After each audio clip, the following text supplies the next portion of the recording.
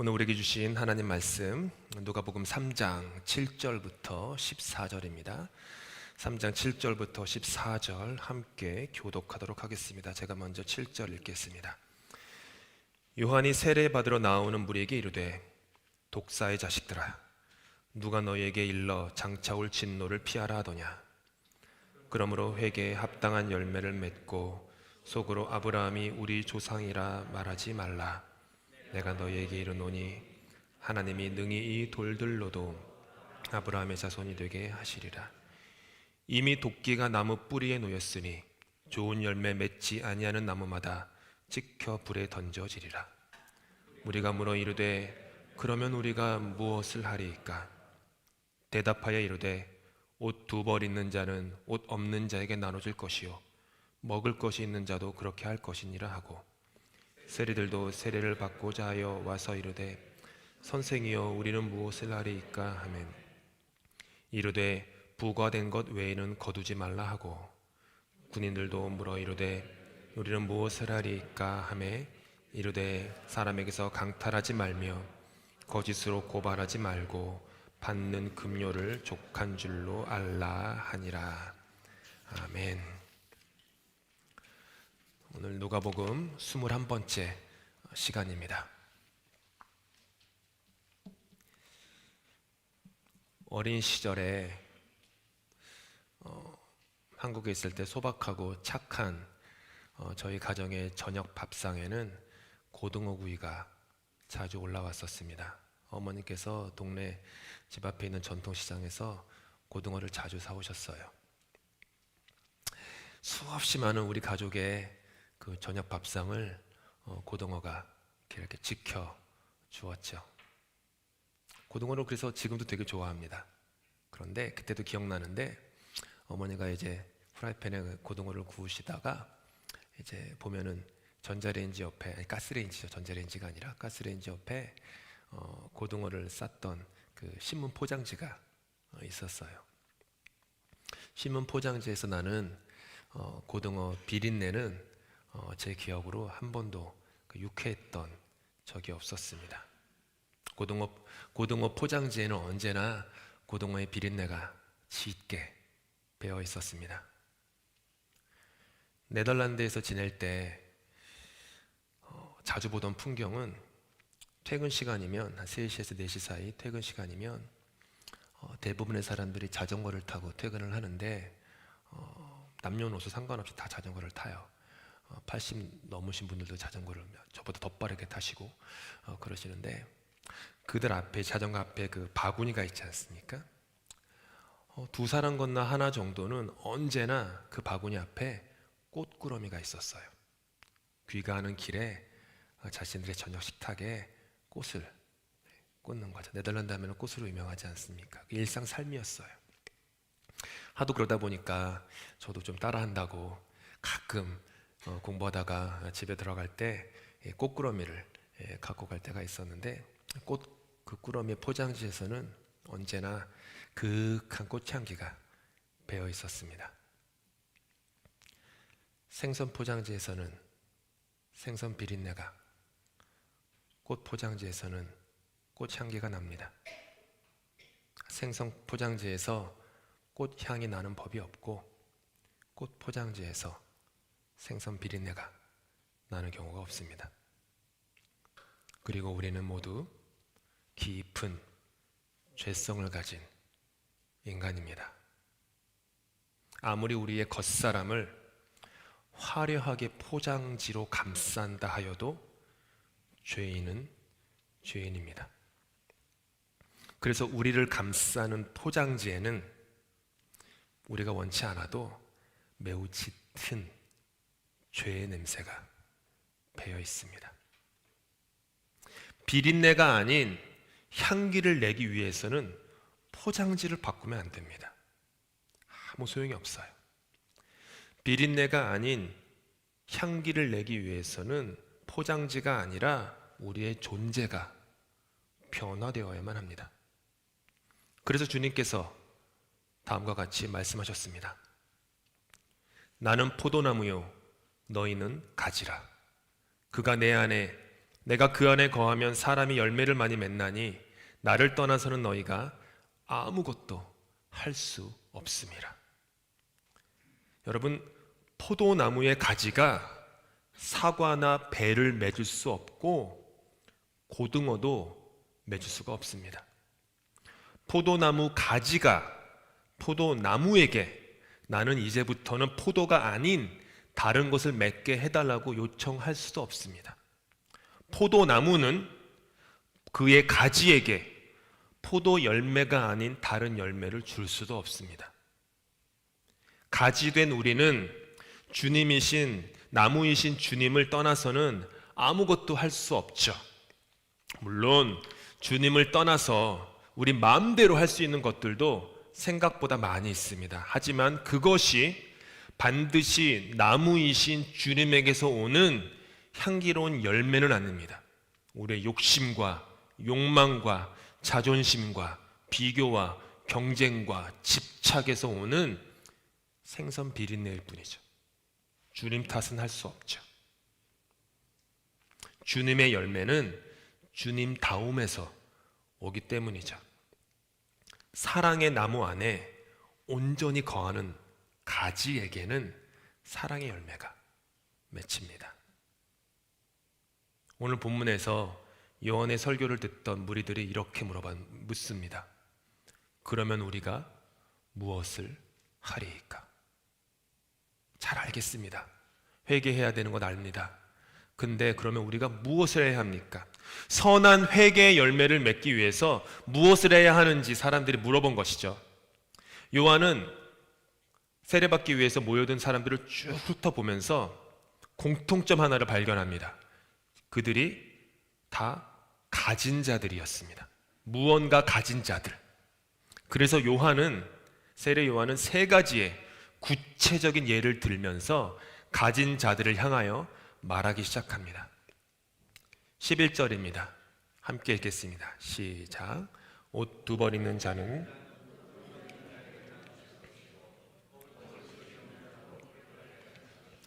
여기서 말하는 옷은 키톤이라고 하는 헬라어인데요. 이것은 이 기다란 겉옷 안에 입는 속옷입니다. 영어로는 튜닉이라고 하는 거예요. 속옷. 팔레스타인 지방은 일교차가 심해서 밤에 기온이 뚝 떨어지는데 추위로부터 몸을 보호하기 위해서 이렇게 여벌의 속옷을 가지고 다니거나 껴입고 다녔습니다. 이와 같은 속옷, 요한은 두 벌이라고 얘기해요. 두 벌. 여분의 것이죠. 두 벌은 내 힘으로 마련한 거짓과 허구의 안전장치를 상징합니다. 하나가 있어요. 꼭 필요한 건 하나예요. 또 다른 하나를 갖고 다니는 거예요.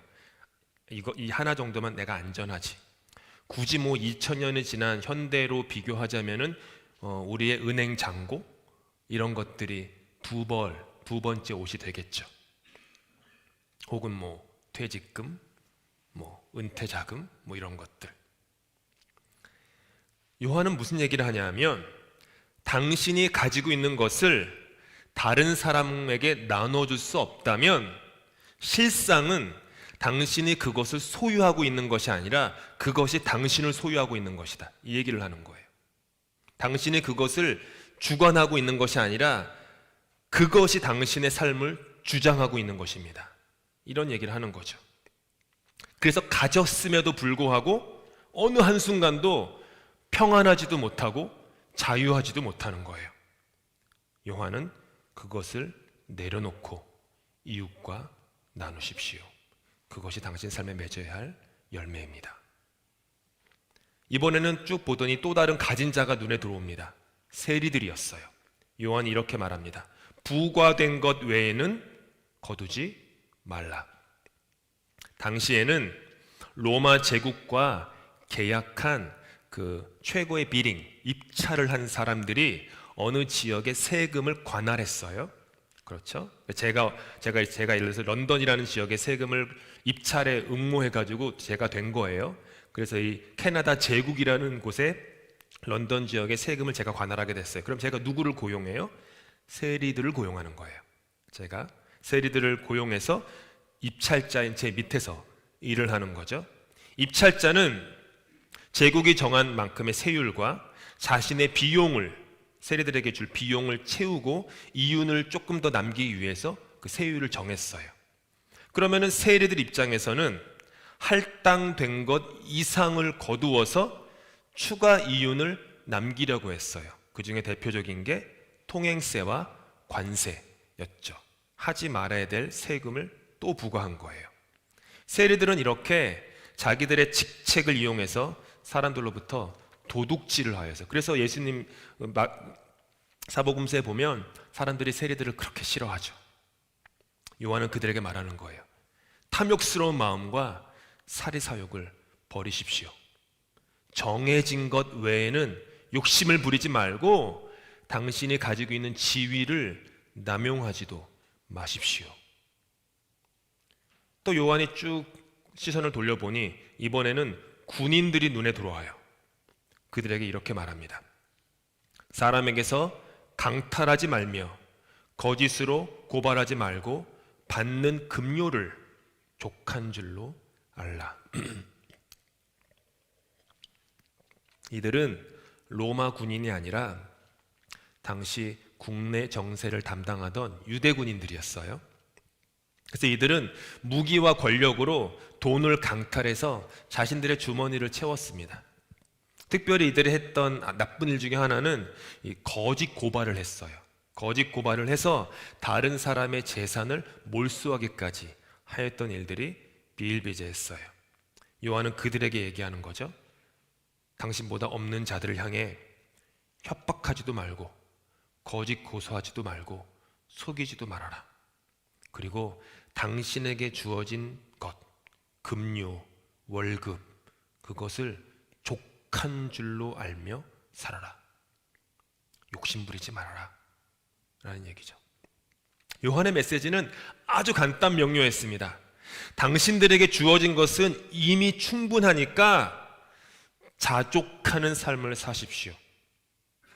그리고 이웃과 나누는 삶을 사십시오. 그것이 참된 회개의 열매입니다 라고 얘기했던 거예요. 가진 자들을 향해서 얘기한 거예요. 반면에 예수님께서는 마태복음 5장에 보면 없는 자들을 향해서 말씀하세요. 이들은 모두 궁핍하고 비천한 처지에 있었던 사람들입니다. 39절에서 주님이 말씀하십니다. 악한 자를 대적하지 말라. 누구든지 내 오른편 뺨을 치거든 왼편도 돌려 대라. 이렇게 말씀하세요. 당시의 사회에서 윗사람은 아랫사람에게 모욕과 수치를 줌으로써 자기 아랫사람에 대한 그 자기 소유권을 강화시키는 것들이 비일비재했거든요. 그래서 손등으로 아랫사람의 오른뺨을 쳤어요. 머리로 상상해 보셔야 돼요. 제 손등으로 내 앞에 있는 사람의 오른뺨 이렇게 치는 거죠. 이렇게 치는 것보다 이렇게 치는 것이 굉장히 모욕적입니다. 한국 사회도 똑같아요. 이렇게 손등으로 때린다.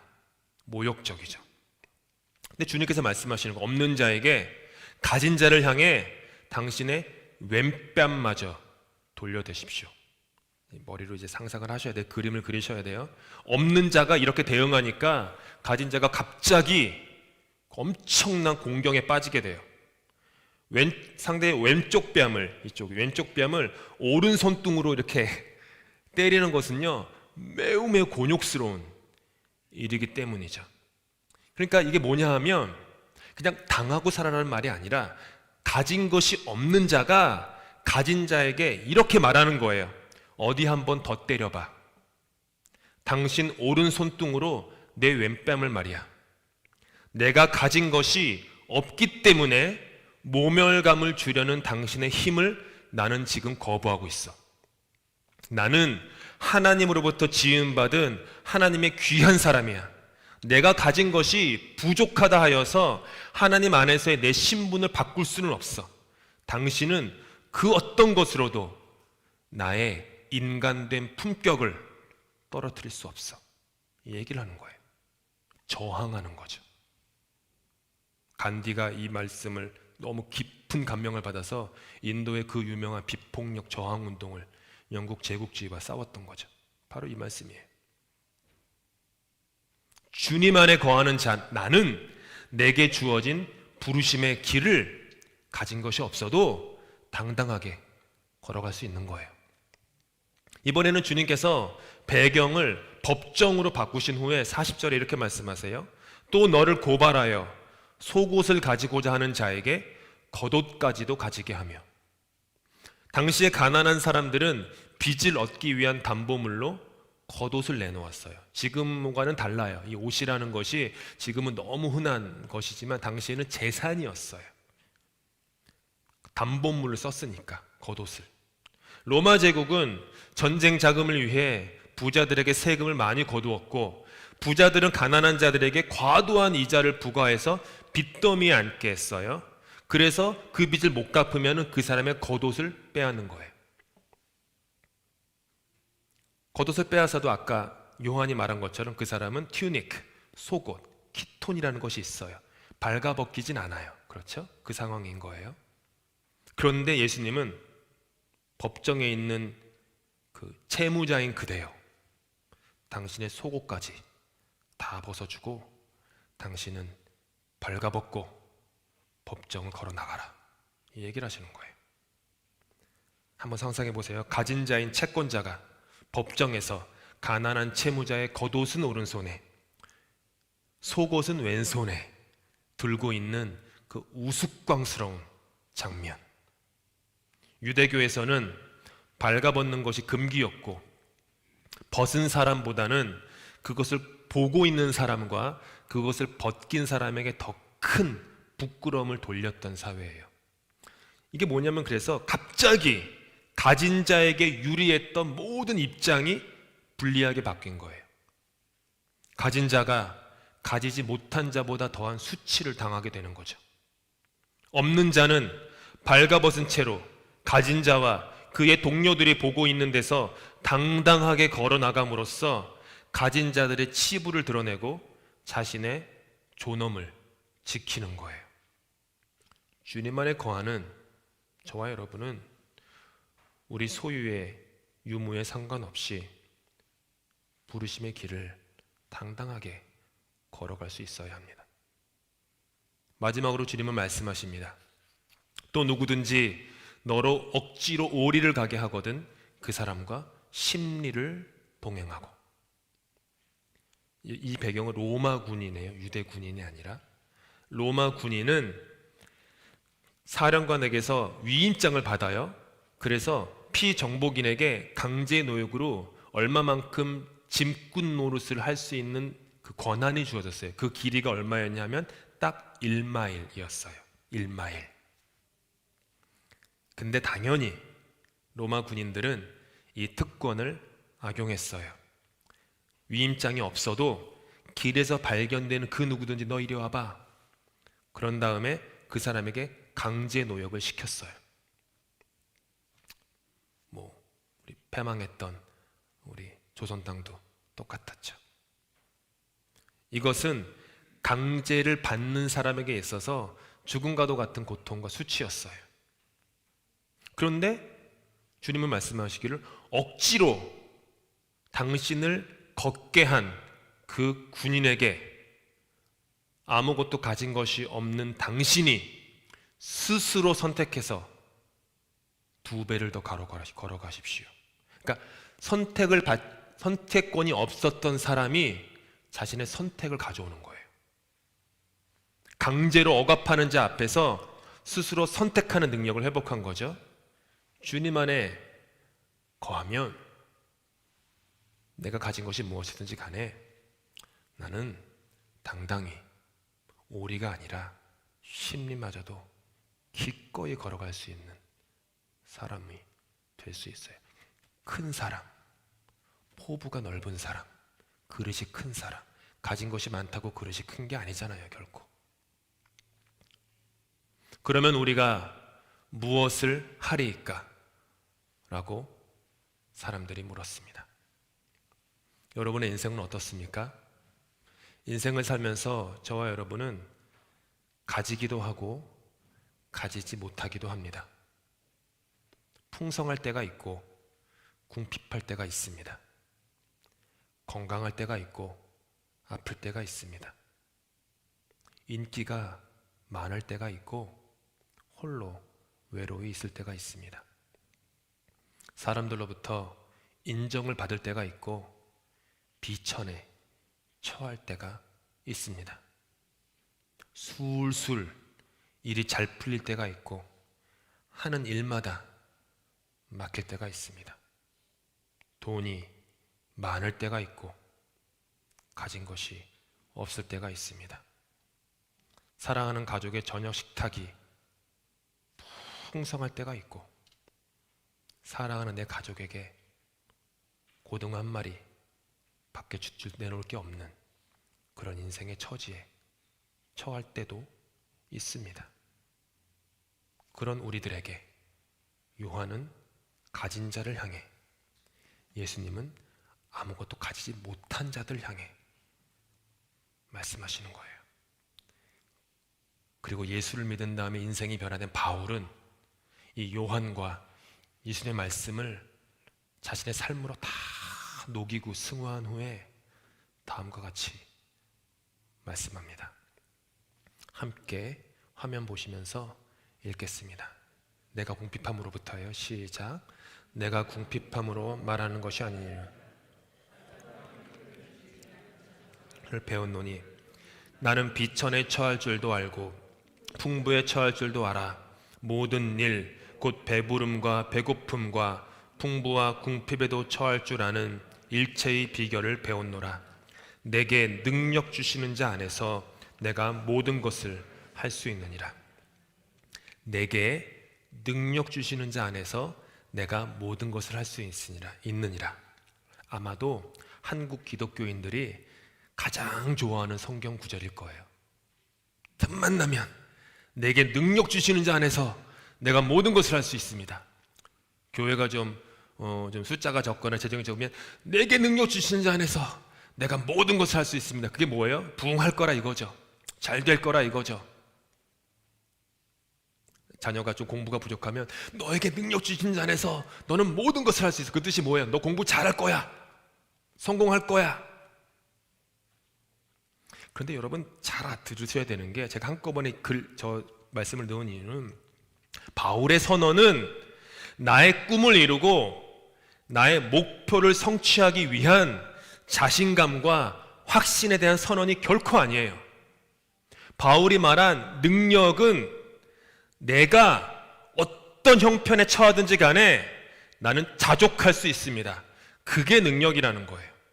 주어진 상황이 어떠하든지 거기에 나를 맞추어 낼 줄 아는 능력. 사람이 많으면 많은 대로, 없으면 없는 대로, 은행에 잔고가 많으면 많은 대로, 없으면 없는 대로, 인기가 많으면 많은 대로, 없으면 없는 대로, 사람들이 나를 좋아하면 좋아하는 대로, 사람이 나를 싫어하면 맥도날드에 갈 때마다 사람들이 막 도망가요. 그러면 그런 대로 자족할 줄 아는 능력을 배웠다라는 거예요. 비천에 처할 줄도 알고 풍부에 처할 줄도 아는 거, 그게 능력이에요. 대부분의 그리스도인들은 제가 보니까 그러지 못해요. 풍부에만 처할 줄 알아요. 비천에 있으면 언제쯤 이 비천을 벗어날까? 그래서 말씀을 외우죠. 내게 능력 주신 자 안에서 내가 모든 것을 할 수 있습니다. 배부름에 처할 줄도 알고 배고픔에 처할 줄도 아는 거, 그게 능력이에요. 초막에 처할 줄도 알고 궁궐에 처할 줄도 아며, 말이 꼬이네요. 높은 산에 오를 줄도 알고 사망의 음침한 골짜기를 지날 줄도 아는 것, 그것이 신앙의 능력이에요. 광야를 지날 수도 있어야 되고 가나안에 거할 수도 있는 것, 그게 능력이에요. 풍부이건 궁핍이건 어디든지 처할 줄 아는 일체의 비결, 그걸 깨닫고 주어진 상황 속에서 오직 믿음으로 살아내는 것, 그게 신앙의 능력이에요. 신앙의 능력이 없으면 좋은 길만 가요. 편한 길만 가요.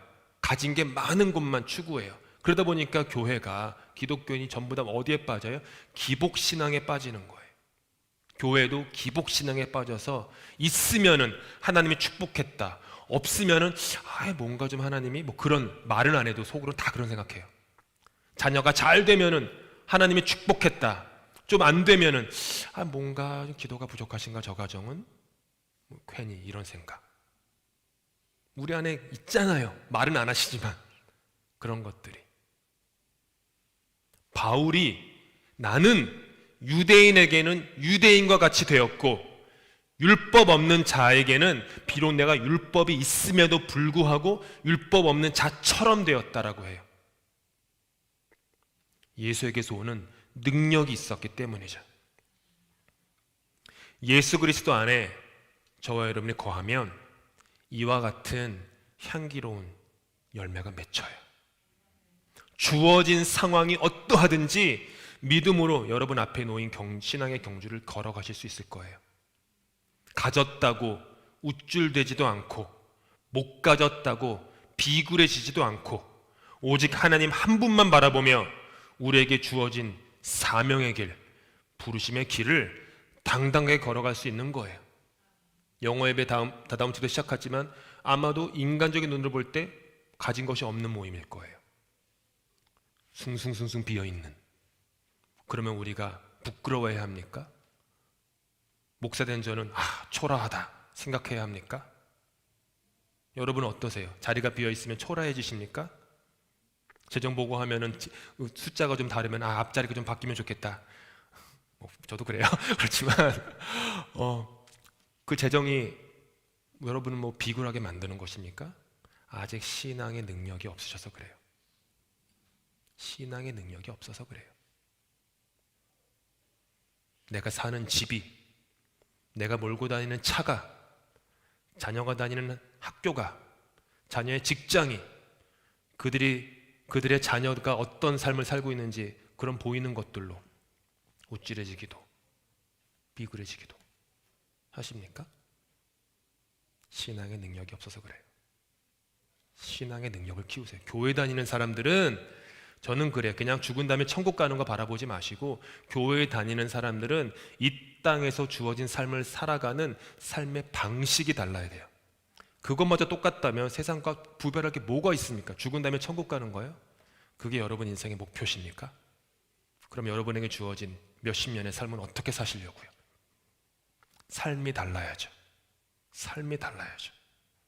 어떤 처지에서든지 스스로 만족하는 일체의 비결을 배웁시다. 어떤 경우에도 나를 그 경우에 맞출 줄 아는 일체의 비결을 배우십시다. 그리고 주 하나님을 사랑하고 내가 가진 것이 무엇이든지 간에 그것을 이웃과 나누십시다. 예수는 나무요, 우리는 가지. 우리가 주님 안에, 주님이 우리 안에 있습니다. 그래서 예수 그리스도의 가지 된 우리는 고백할 수 있어요. 내게 능력 주시는 자 안에서 내가 모든 것을 할 수 있느니라. 기도하시겠습니다.